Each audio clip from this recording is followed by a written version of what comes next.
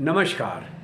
आज हम आपको ऐसा आध्यात्मिक सार बतलाते हैं जिससे आपका ज्ञान तो बढ़ेगा ही, आपकी दैनिक जीवनचर्या में बहुत बड़ा लाभ होगा।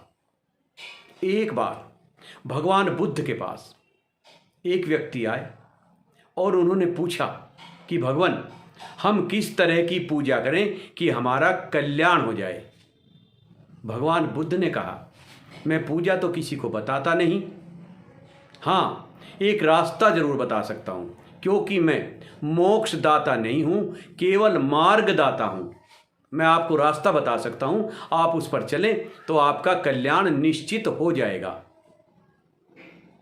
भगवान बुद्ध ने उदाहरण दिया कि चूहे 4 प्रकार के होते हैं।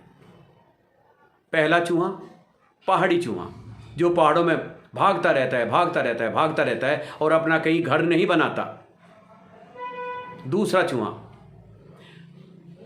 एक शरारती किस्म का चूहा होता है, कभी यहाँ बिल खोद दिया, कभी वहाँ खोद दिया, कभी वहाँ खोद दिया, इस प्रकार बिल खोदता रहता है लेकिन किसी में रहता नहीं है। तीसरी प्रकार का चूहा जो खुदे खुदाए बिल में रहना शुरू कर देता है, लेकिन उसे भय भी बना रहता है कि ये कहीं सांप का ना हो या किसी नेवले का ना हो। और चौथी प्रकार का चूहा जो अपना बिल बनाता भी है और उसमें रहता भी है। अब आप समझ गए? उसने कहा, भगवान मैं नहीं समझ पाया, कृपया विस्तार से बताओ, उदाहरण दे के बताओ।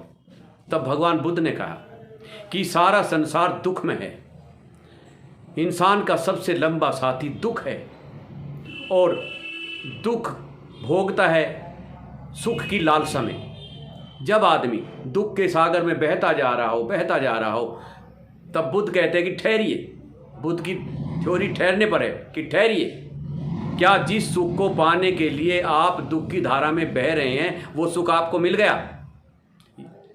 तो यदि मिल गया तो बहुत अच्छा है, यदि ना मिला तो एक रास्ता बचता है, बुद्धम शरणम गच्छामि। यानी बुद्ध का मतलब है ज्ञान, यानी ज्ञानम शरणम गच्छामि। अब ध्यान से सुनिए, एक इंसान को दुख आता है, वो अपने दुख के निवारण के लिए कभी यहाँ जाता है, कभी वहाँ जाता है, कभी यहाँ जाता है, कभी वहाँ जाता है, सैकड़ों जगह जाता है। कभी किसी पीर फकीर के पास, कभी किसी ज्योतिषी के पास, कभी किसी साधु संत के पास, कभी किसी पुजारी के पास।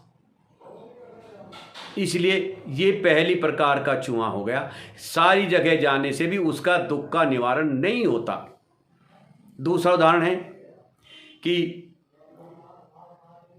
वो जाता है अपने दुख को लेकर किसी गुरु के पास, तो उसके कान में मंत्र डाल देता है और कहता है इस मंत्र का जाप करते रहो और आपका कल्याण हो जाएगा। वो मंत्र जपता रहता है। माना कि स्कूल में बच्चे की फीस भरनी है, तो फीस तो तब भरी जाएगी जब वो फीस के लिए मेहनत करेगा, कमाएगा। मंत्र जपने से तो कल्याण नहीं होगा। ये दूसरी प्रकार का चूहा है। तीसरी प्रकार का चूहा है कि खुदा खुदाया बिल मिल गया और उसमें जाके रहने लगा। यानी कि किसी पीर फकीर के पास गया, उसने उसे ताबीज़ दे दिया, किसी ने उसे पढ़ के पानी दे दिया, किसी ने उसे रत्न पहना दिए, किसी ने उसे कहा कि आप फला जगह जल चढ़ाओ, किसी ने कहा कि फला जगह जाकर सुरमा गाड़ दो।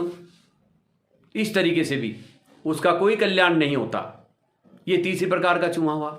और चौथी प्रकार का चूहा यानी अपना बिल खोदता भी है और उसमें रहता भी है।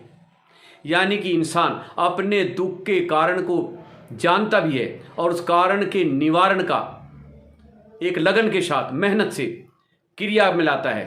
एक दिन उसके दुख का निवारण हो जाता है और वो सुखी हो जाता है। तब उस आदमी ने कहा, जी बहुत अच्छा उदाहरण आपने दिया, बड़ी खुशी हुई। भगवान बुद्ध ने कहा, अब आप बताओ आप किस प्रकार के चूहे हैं और किस प्रकार के बनना चाहते हैं।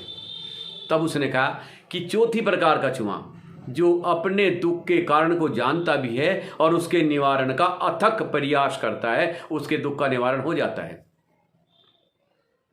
इसलिए मेरा आप सभी से निवेदन है, अपने दुख के कारण को जानिए और उसके निवारण के लिए टोटली साइंटिफिक वे, सिस्टेमेटिक वे, धार्मिक रास्ता अपनाएं, आपका 100% कल्याण होगा। यदि आपको मेरा ये उदाहरण पसंद आया हो तो आप हमारे चैनल को सब्सक्राइब करें। आपका बहुत बहुत धन्यवाद।